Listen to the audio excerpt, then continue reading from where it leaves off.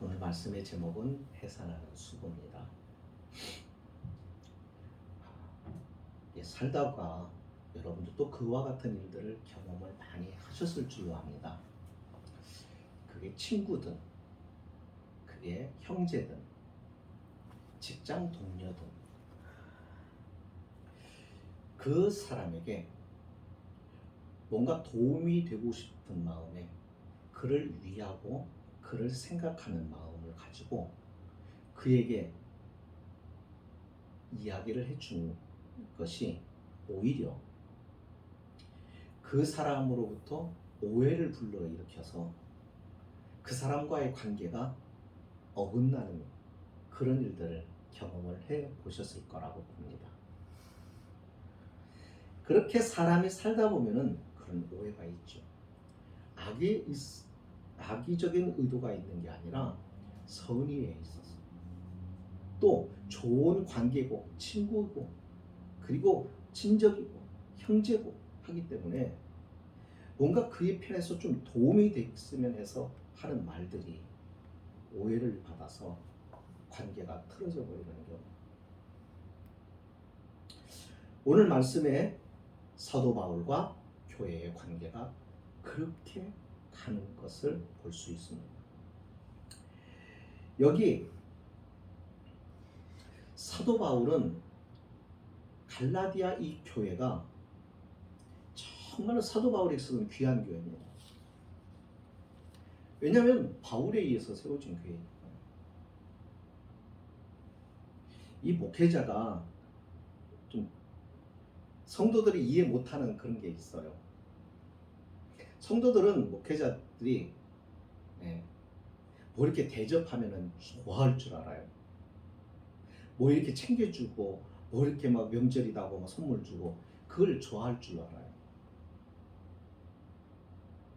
물론 서로가 그와 같이 챙겨주고 배려해주고 하는 것이 좋겠죠. 나쁜 것은 아닙니다. 그러나 사실 진짜 좋은 게 있습니다. 그게 뭐냐면 믿음 안에서 그 성도가 잘 자라고 있는 것을 바라볼 때입니다.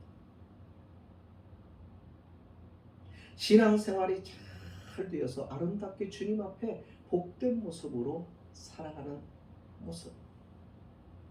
그래서 그 모습을 바라보면 너무너무 귀한 거.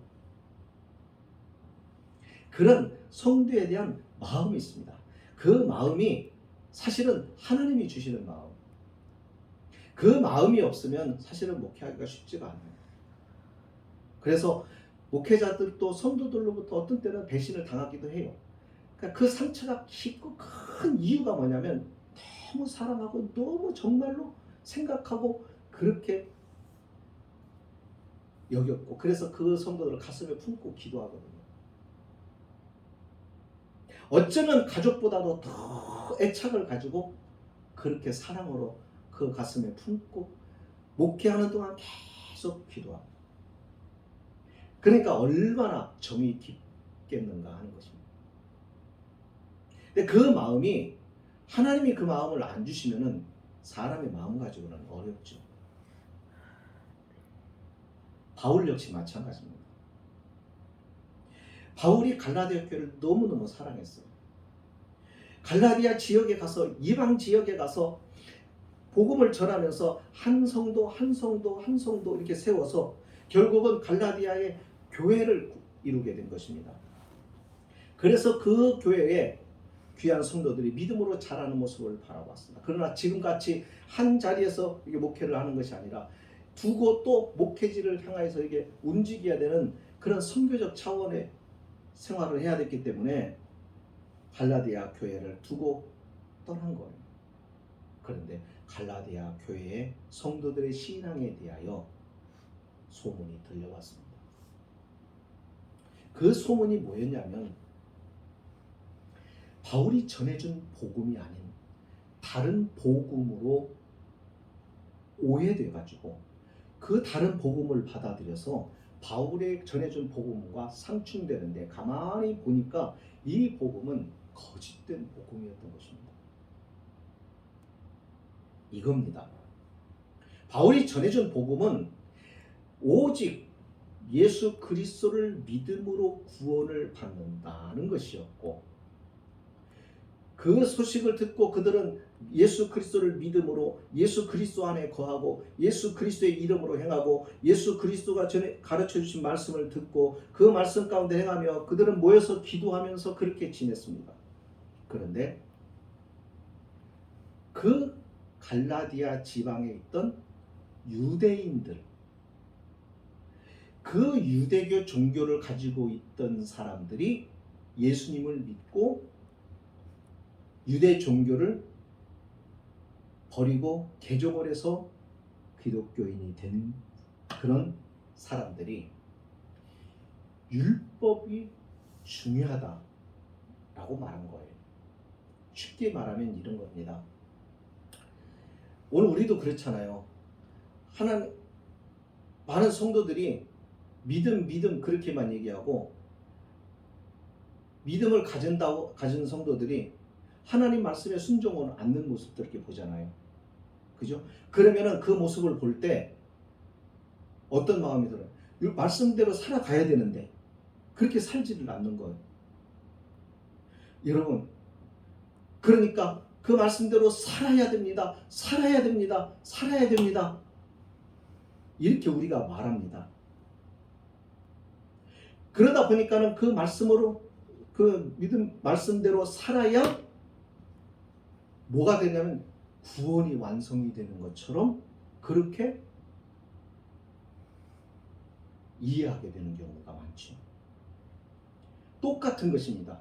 당시 율법주의자, 유대인으로 그리스도인이 된 사람들이 갈라디아 교회 안에도 있었는데, 그 사람들은 뭘 얘기하냐면, 야, 예수만 믿어서 구원을 받는 게 아니라 예수를 믿고 예수를 믿으면서 하나님이 주신 구약의 율법도 같이 병행해서 지켜갈 때, 자, 믿음도 행함도 함께 있어서 그래서 구원을 이루는 거야. 그러니까 무슨 얘기냐면 예수 그리스도만으로 구원을 받는 게 아니라 예수 그리스도를 믿고 더불어 율법도 지켜야 구원이 완성이 된다라고 말해준 겁니다. 그럴듯하죠. 그런데 아닙니다. 구원은 예수 그리스도를 믿음으로 이루어지는 거예요. 그러면 율법은 뭐냐? 하나님 말씀 아니냐? 구약은 하나님 말씀 아니냐? 맞습니다. 그러나 우리가 기억할 것은 오직 예수 그리스도를 믿으면 그 믿음의 온전함이 우리 가운데 어떤 일을 만들어냐면 하나님의 영으로 충만해지게 되고, 그 영으로 충만해지면 우리가 율법을 지키려고 하지 않아도 그리스도 예수 안에서 성령의 지배를 받으면 자연스럽게 우리가 하나님의 요구하시는 말씀을 이루며 살아가는 삶이 따라가 버려요. 억지로 그것을 행하려고 하는 것이 아니에요. 그러니까 예수 그리스도를 믿음으로 구원이 온전해지는 것이죠. 예수 그리스도를 온전히 믿으면, 바르게 믿으면, 주님이 내 안에, 내가 주님 안에 거하면 당연히 율법의 모든 하나님의 말씀에 따라서 우리가 살아갈 수 있는 그와 같은 모습으로 변해가는 것입니다. 그러니까 율법을 지켜야 되고 말씀을 지켜야 되고 이렇게 얘기가 되는 게 아니에요. 말씀을 지킴으로 구원을 받고 말씀을 따라가야 신앙이 완성되는 게 아니다는 것입니다.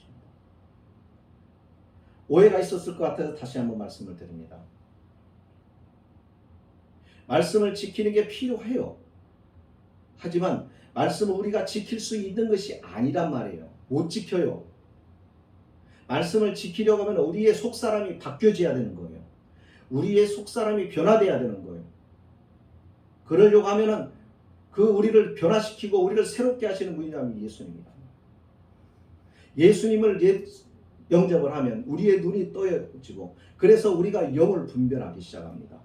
예수 그리스도를 우리 안에 진정으로 영접하면 예수 그리스도 통해서 분별력이 생긴다는 겁니다. 의식이 생기는 것입니다. 영적인 감각이 생겨나는 것입니다. 그래서 무엇이 옳고 그른지 하나님의 뜻과 뜻이 아닌 것인지를 분별해 가기 시작합니다. 그래서 그 뜻을 행하는 것이 기쁨이 되고 즐거움이 되어서, 그러니까 악한 것, 죄악된 것이 자동적으로 멀어지는 것이죠. 오늘날 그리스도인들이 그렇게 되지 않는 것은 무엇이냐면 예수 그리스도 안에 온전히 거하지 않기 때문에, 그래서 예수 그리스도와 완전한 하나가 되지를 못하는 삶을 살아가니까, 그러니까 삶이 안 따라오는 거죠. 어쨌든 바울이 전한 복음과 거기에 있었던 다른 사람들, 바울은 그 사람들을 거짓 선지자라고 말합니다.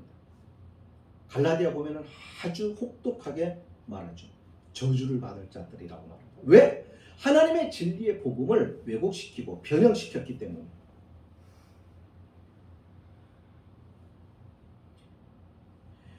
바울과 갈라디아 교회 성도들은 어떤 관계였느냐면 12절에 이렇게 말합니다. 내가 너희와 같이 되었으니 너희도 나와 같이 되기를 구한다. 그러면서 바울을 얼마나 존중했는지 몰라요. 하나님의 천사와 같이, 그리스도 예수와 같이 바울을 대했습니다. 누가요? 고린도 교회 성도들이요. 심지어는 자신들의 눈이라도 빼어줄 정도로 그렇게 바울을 사랑했습니다. 누가요? 갈라디아 교회 성도들이. 그러니까 바울과 갈라디아 교회 성도들은 어떻게 보면 가족보다도 더 친밀감 있는 그런 관계. 어떻게 그게 가능할까? 여러분, 무엇이 그게 가능하도록 만들까요? 예수 그리스도의 영입니다. 그런데 그랬던 그들이 바울과의 관계에 문제가 생기기 시작한 겁니다. 왜요? 바울이 16절에 보시면 무슨 말을 했어요? 그런즉 내가 너에게 참된 말을 함으로 원수가 되었느냐라는 말이에요. 바울이 바른 신앙을 가르친 거예요. 신앙을 바르게 지도를 한 거예요. 무엇이 잘못되어 있는가? 너희가 지금 따르고자 하고 너희가 지금 이해하고 너희가 그렇게 해야 된다고 생각했던 그 바로 바울이 전해준 예수 그리스도만을 통해서 구원받는 믿음이 아닌 행위로서도 행위가 있어야 된다고 하는 것, 예수 그리스도 플러스 행위가 되어야 구원이라고 하는 것을, 그것이 잘못된 것이라고 가르치는 것에 대하여 이 사람들은 바울이 뭔가 오히려 잘못한 거 아닐까 하고 바울과 생각이 달라진 겁니다. 어긋난 겁니다. 가끔요, 오늘 우리 교회 가운데서도 그런 일들이 참 많아요. 교회를 잘 다니시는 분들이 어떤 방송을 본다든지 또 어떤 사람을 만나가지고 이야기를 한다든지 어느 교회 밖에 다른 성경 공부 같은 데 가서는 듣고는 와서 엉뚱한 얘기를 하는 분들이 종종 있어요.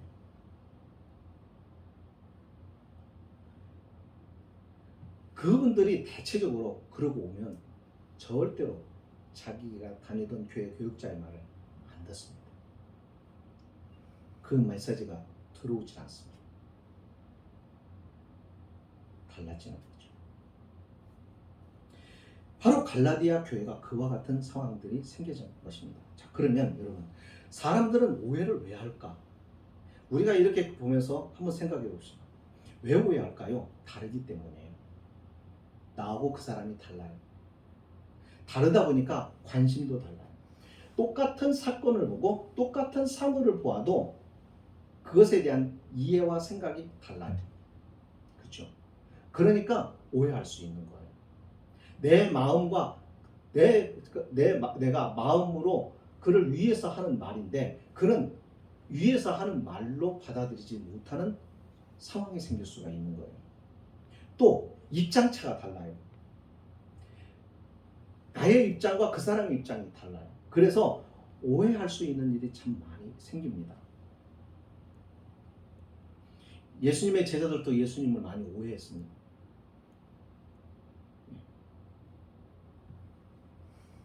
다르기 때문에.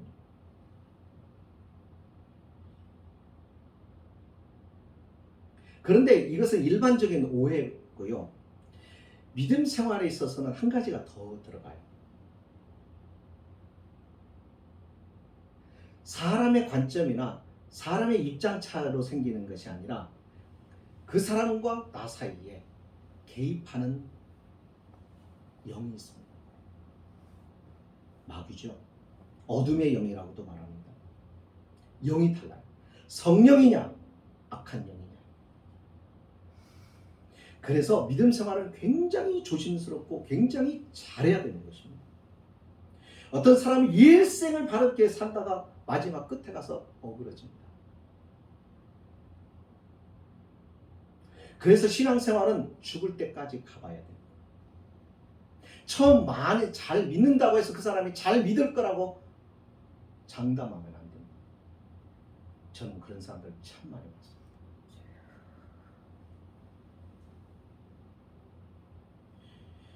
하나님께서 우리에게 생명을 주시는 것은 기회예요.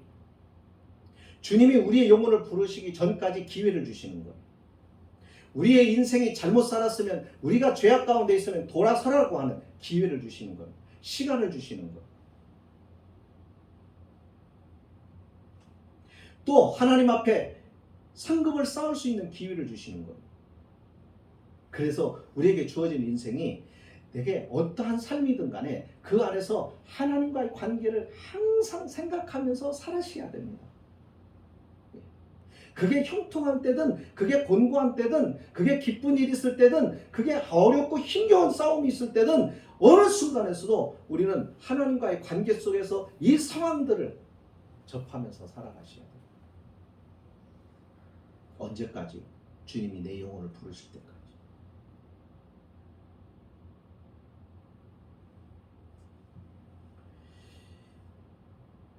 바울은 성령의 지배를 받은 사람인가?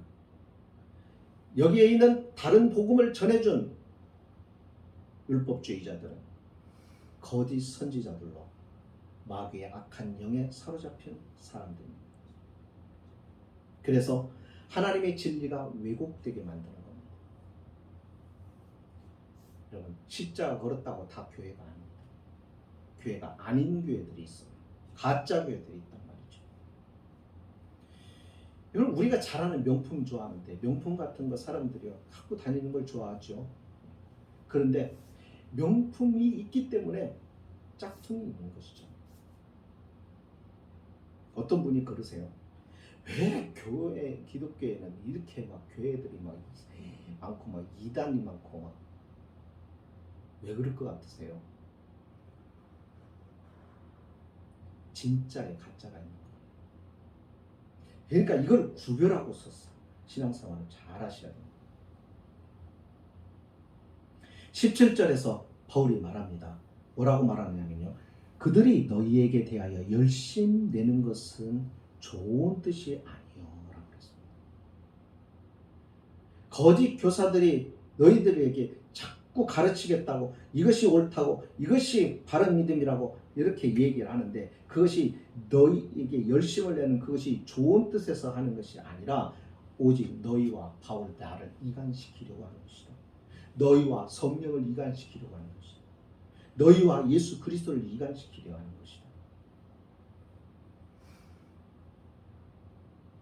그러니까 여러분들 그걸 보셔야 돼요.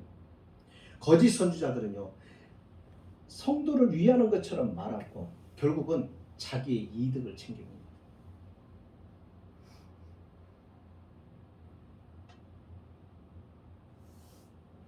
참 목자는 성도들에게 진정한 믿음을 가르쳐줘.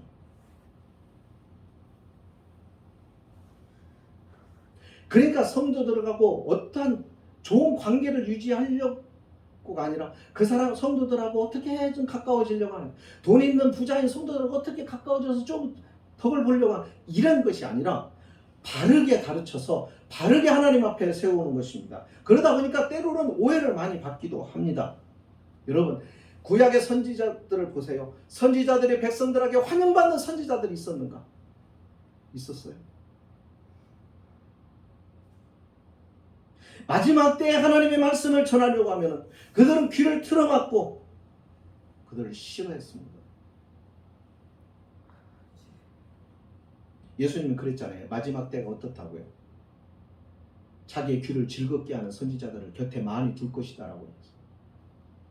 이게 신앙생활이 내 중심이 되니까 그래요. 하나님 중심으로 가요. 하나님께 맞춰가야 되고 말씀에 맞춰가야 돼요. 이게 힘들거든. 이것이 어렵거든. 하나님의 뜻대로 살아간다는 것이 쉽지 않아요. 그러니까 내 힘으로 살려고 하니까 어려운 거예요. 성령에 취해 보시면, 성령에 충만해 보시면 쉬워요. 하나님이 나를 온전히 이끌고 가시는 게 쉽지요. 근데 그렇지 않고 억지로. 그러니까 어려우니까 편한 길을 선택하는 거예요.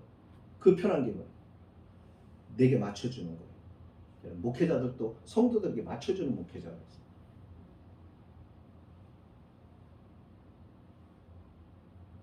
그걸 좋아한단 말입니다. 말세. 그래서 다 치우친다고 그랬어요. 오죽했으면 예수님이 말세 주님이 재림하시는 그때가 가까워지면 믿는 자를 찾아보겠느냐라고 말합니다. 없다는 얘기입니다. 없다는 얘기.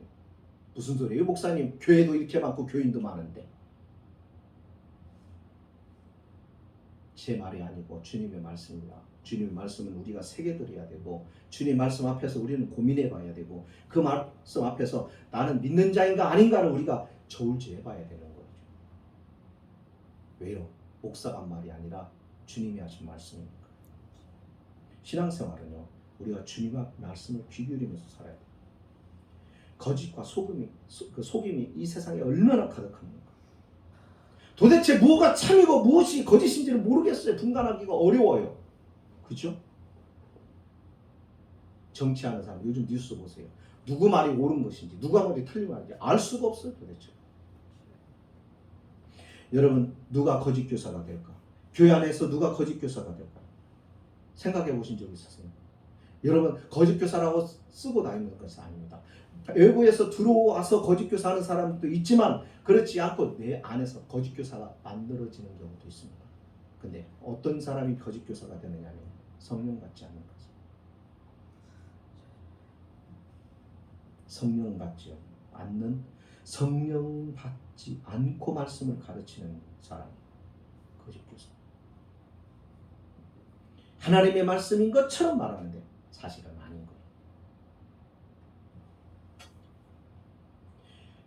그럼 목사님 어떻게 구체적으로 알 수 있어요? 그런 사람은 기도 안 합니다. 지식으로 다 가요. 이단들을 보세요. 말씀은 성경은 가르치는데 가르친다고 엉뚱하게 가르치는 거예요. 그러니까 기도를 하면 기도를 하면 이게 다 드러나니까 이게 다 깨달아질 수 있습니다.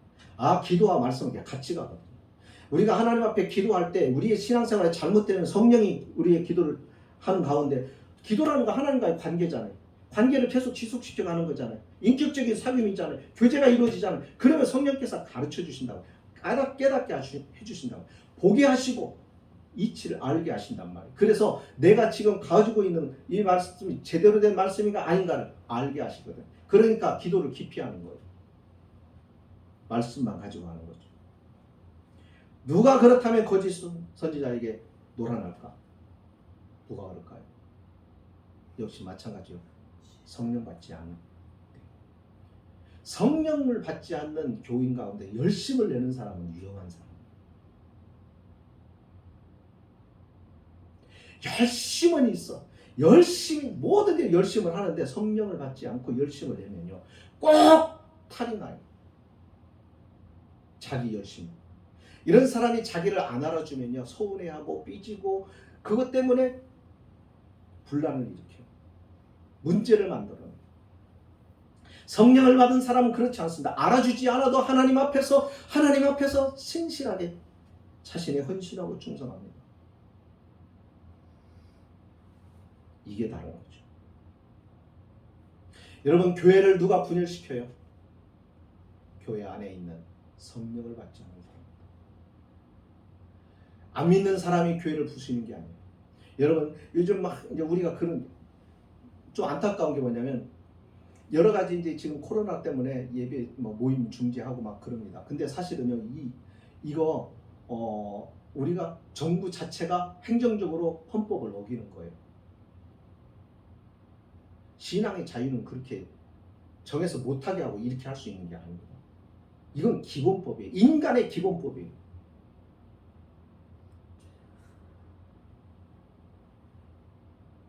그것을 우리가 신앙을 이렇게 보이지 않아도 그게 방역이 중요하면 우리가 방역을 지켜가면서 어떻게든 예배를 드릴 수 있어요. 산에서 예배를 드리든지 이 공간이 폐쇄적이 있으면 어떻게든지 예배를 드릴 수 있고 예배 자체를 막으면 안 되는 거예요. 방역을 지켜라고 우리가 얘기할 수는 있지만 자 그런데 이 예배를 스스로 접어버린 사람들이 교회 밖의 사람이 아닙니다. 우리가 예배를 접어버렸어요. 너무 그래놓고 뭐라고 얘기하느냐면 우리도 지금 생각을 해야 돼. 정부가 잘못했다고만 얘기합니다. 정말이에요? 정부가 강압적으로 그래서 그랬다고 해요. 정말이에요?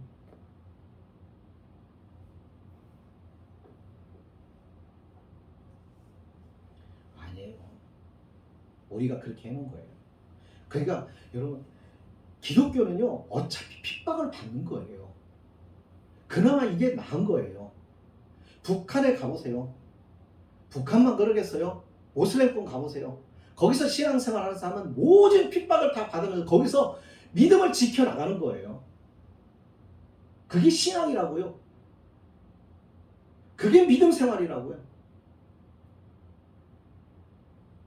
그것을 다 견디는 것입니다. 왜 그렇게 아프고 힘겨운 믿음 생활을 하는 거예요? 진리가 있다고. 진리에 대한 확신이 있으니까. 환경을 탓하면 안 되죠. 세상에 갈수록 더 악해져 갑니다. 여러분 우리가 신앙생활이 좋은 날은 안 올 것입니다.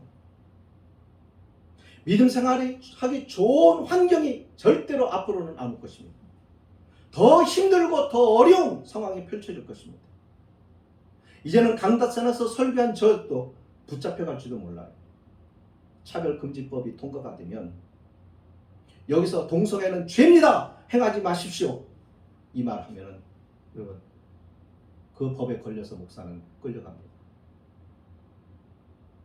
그게 미국에서 실제로 일어나고 있습니다. 성경은 분명히 죄라고 말하는데 그것을 하나님이 가르치라고 말하는데 소돔과 고모라가 멸망한 이유가 바로 이 동성애 때문에 멸망한 거고 본베이가 이 동성애, 이 성의 타락 때문에 하나님이 도시 전체를 심판한 건데 이걸 말하지 못하게 법으로 정해놓습니다. 차별금지법 보면은 굉장히 좋아요. 그러나 안에 조목조목 들어가봐요. 그래서 오늘 시대에 우리에게 정말 그리스도인들이 지혜가 필요한 것입니다. 그 내용을 잘 살펴봐야 됩니다. 어떻게 두리뭉실해서 넘어가는가를. 기독교인이 많으면 뭐합니까? 교인이 많으면 뭐하냐고요? 도대체 차별금지법이 왜 잘못됐는데요? 그게 뭘 잘못했는데요? 동성애가 왜 죄인데요? 그게 왜 나쁜 건데요? 그럴 수 있는 거 아니에요? 저는 젊은 크리스찬 청년들한테도 그런 소리 많이 들었어요. 아무것도 몰라요. 도대체 교회가 뭘 가르친 걸까?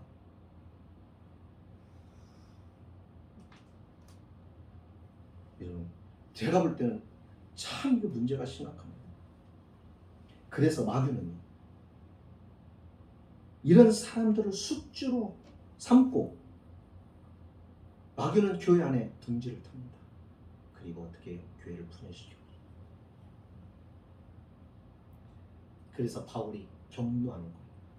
바울이 화가 나요. 여러분, 화내는 것이 무조건 나쁜 게 아니에요. 죄가 아니에요. 정의로운 사람이 불의에 대하여 분노하는 겁니다. 그렇지 않아요? 함께 죄를 졌으면, 공범이 되고 죄를 졌으면요, 화를 못 내는 거예요. 물론 유선자도 있지만. 바울은 자신을 오해하는 갈라디아 교회 성도들을 향해서 이렇게 말합니다. 19절로 20절 내용을 보세요. 너희 속에 그리스도의 형상을 이루기까지 다시 너희를 위하여 해산하는 수고를 하노니. 바울은 갈라디아 성도들이 주님의 형상에 닮아가고 주님의 형상에 이르기까지 성장하기를 간절히 바라는 목표가 있습니다. 이것은 바울의 목표만 아니라 주님이 가르쳐 주신 목표예요. 주님이 이 세상에 오신 것은 우리의 죄를 위하여 우리의 죄를 대신해서 심판을 받고 우리를 죄로부터 벗어나 하나님의 나라에 갈 수 있도록 하시는 역할뿐만 아니라 신앙생활은 어떻게 하는 것이다 라는 것을 모델로 보여주시기 위해서, 샘플로 보여주시기 위해서 표준이 주신 것입니다. 그러니까 예수 그리스도의 삶을 우리가 잘 들여다보고 주님을 닮아가는 것입니다. 그것이 목적입니다. 신앙생활의 진정한 목적은 예수 믿고 돈 버는 게 아니에요. 예수 믿고 출세하는 게 아니에요. 예수의 성품을 담고 예수의 인격을 담고, 그래서 우리가 이 세상에 물질이 전부다라고 여기는 사람들에게 물질이 전부가 아니다, 명예가 전부가 아니다, 그것보다 가치 있고 귀한 것이 있음을 증명해 보이고 살아가는 그리스도와 같은 사람들. 오늘날 그런 그리스도인들이 필요한 것이죠. 그게 그리스도인입니다. 예수 믿고 돈 벌겠다, 예수 믿고 뭔가 출세해 보겠다.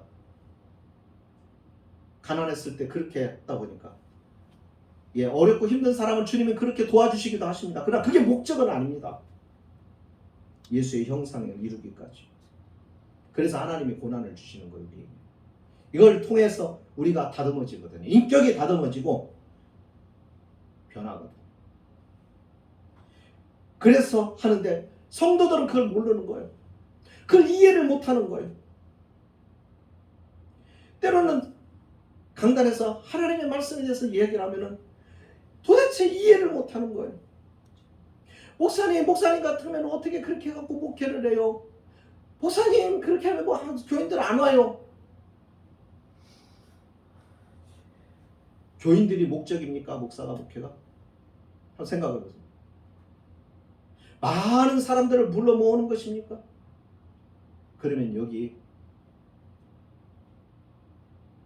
연예인 데리고 와서 집회하면 돼요. 하나님이 그걸 원하시는 게 아니에요. 진짜 목회라고 하는 게 그게 아니에요. 목회는 하나님의 말씀을 전하는 거예요. 생명의 말씀을 전해주는 거예요. 그게 안 듣기 싫을 수도 있어요. 듣기 싫어도 들어야 되는 거예요. 그러니까 어떻게 목회자는 성도와 싸우려. 여기 뭐라고 그랬어요? 이제라도 너희와 함께 있어 내 언성을 높이려 하면, 언성을 높인다는 게 뭐예요? 다툰다는 거예요. 누구와요? 성도와. 여러분 자녀를 키우면 우리 알잖아요. 분명히 이것은 잘못된 것이고 이것은 나쁜 버릇이고 이것을 고쳐야 되는데 지적을 해주면 안 들어요. 안 들으면 뭐라고 그래요? 에이, 그래 네가 알아서 해. 그러면 부모를 도리를 다 한 거예요? 이해심이 많은 부모예요? 아니죠. 잘못된 것을 말해줘야 돼요. 자식들이 싫어해도 말해줘야 돼요. 그러면 나중에는 막 싫다 그러는데 나중에는 그것을 알아요. 다 크고 난 다음에 그걸 깨달아요. 그걸 하는 거예요. 여러분 우리도 학교 다닐 때 그래요. 선생님 중에 어떤 선생님이 기억이 나요? 바르게 가르쳐주고 채찍질 해줬던 선생님이 그래도 감사하고 그래도 기억이 나고 그래도 그 선생님이 훌륭했다라고 말하지. 내가 하는 대로 내버려 두고 내가 하는 대로 내버려 둬서 하든지 말든지 그렇게 한 선생님 귀하게 기억나는 것이 아닙니다. 성령의 인도하심을 따라 바울은 갈라디아 교회 성도들을 위해서 인내함으로 계속 설득하는 것입니다. 설득이 얼마나 힘들었으면 싸우는 것과 같고 마치 아이를 낳는 산고를 겪는 것과 같다고 말합니다. 목회는 그렇더라고요.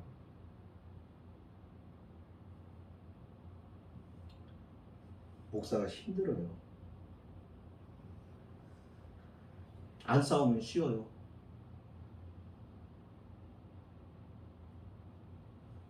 그러나 바른 게 하려고 하면 힘들어요. 싸워야 되고 부딪혀야 돼요. 성도들이 미워서 싸우는 게 아니라 적이어서 싸우는 것이 아니라 하나님 앞에 바로 세우기 위해서 핏대를 세워가면서 이렇게 설교도 하고 하는 것이죠. 왜 그러면 그렇게 하느냐? 가치 있는 일이니까요. 이게 너무나도 귀하니까요. 이게 필요하거든요. 이게 주님이 원하는 거거든요. 그럼 세상에서 가장 힘들지만 보람 있는 일이 보여요.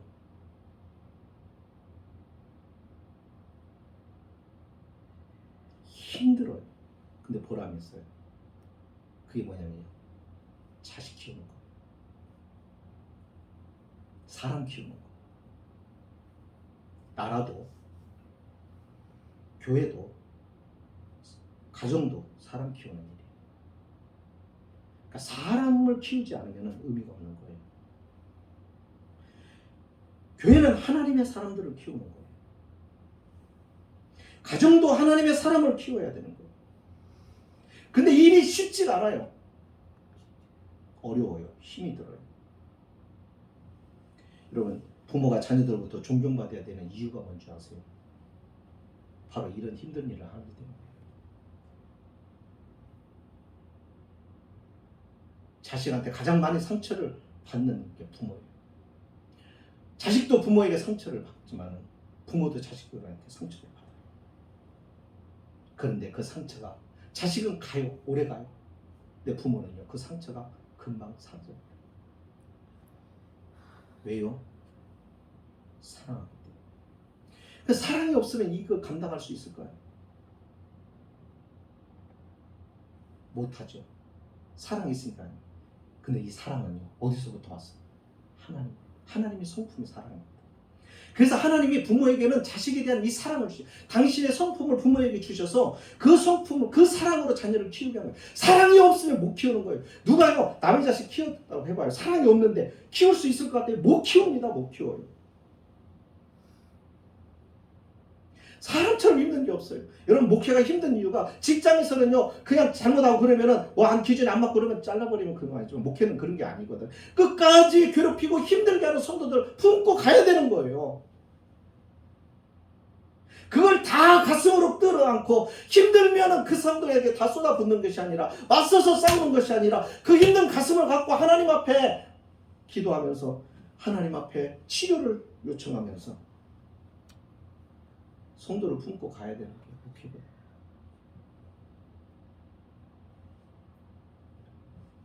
그래서 해산하는 고통. 그렇게 해야 성도가 믿음에 바로 서요. 그래야 성도가 신앙이 자라나요. 생명을 얻는다는 것은 그렇게 어려운 겁니다. 목회가 똑같습니다. 말씀을 마칩니다. 목회자든 부모든 우리에게 맡겨진 영혼이 있습니다. 그죠?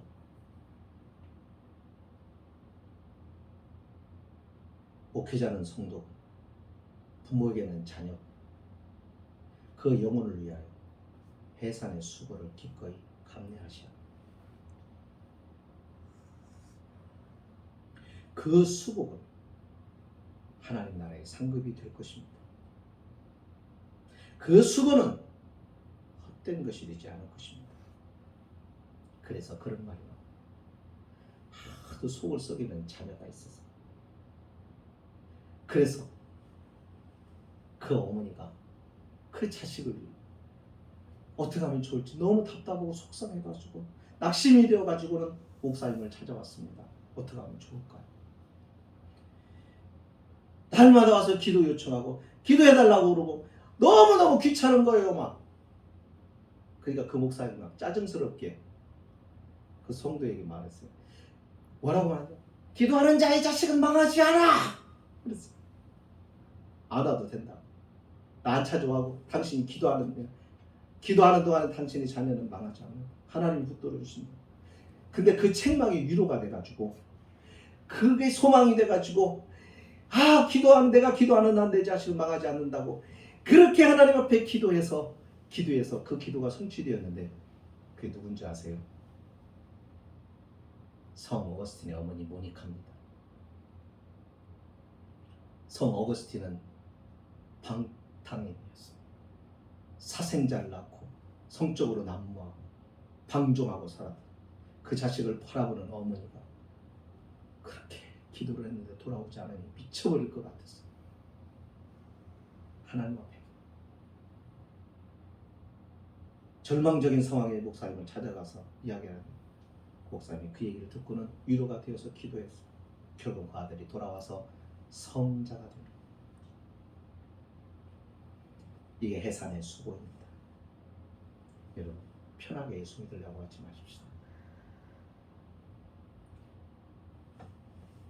이것은 우리가 구원받으려고도 아니고 우리가 상급받으려고도 아니고 우리가 이렇게 해산의 수고를 하는 이유는 뭐냐면 주님이 날 위하여 십자가에서 죽으셨어요. 죽지 않아도 되시는 분이 나 때문에 죽으셨어요.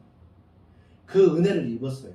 그 은혜가 내가 단순히 영생을 하는 것이 아니라 하나님 나라에 가서 하나님이 주신 모든 것을 다 누릴 수 있는 거예요.